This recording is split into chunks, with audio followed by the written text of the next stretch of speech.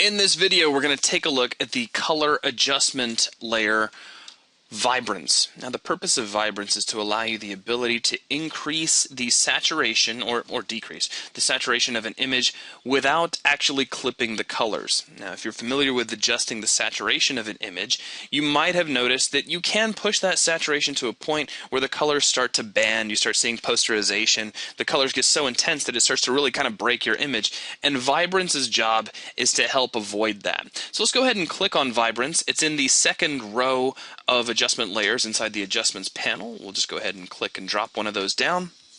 And it's just composed of two sliders. We have Vibrance and Saturation. I'm actually going to start with Saturation because I think in doing this, it'll make the Vibrance slider make a whole lot more sense. So Saturation, I can drag to the right to increase, and we start to really push those colors just into the realm of craziness, and then I can drag it all the way to the left, pushing this all the way to a completely desaturated or black and white image.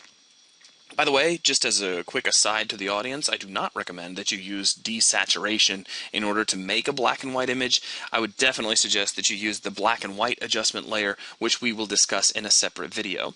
Now, there's saturation. Again, it's just taking your overall coloration amount and pushing it up and down, but it can push things too intensely. Vibrance, on the other hand, allows you to increase or decrease the amount of color depending on which way you drag the slider, but it's going to prevent those colors from clipping, meaning you're not going to get as serious of a result of banding, and your colors won't look quite as crazy. So if you just need your colors to pop a little bit, but you want to be careful about how that's done, you may want to look to the Vibrance adjustment layer just to, again, make those colors sort of jump out at you just a little bit more in a bit of a subtle way. That's, again, though, really all there is to it. As a reminder, and I know I mentioned this in a previous video just introducing adjustment layers, do keep in mind that you can crank this really, really high if you want to, and then jump down to your layer and start bleeding back the opacity to have a lot of control over how the effect is being applied.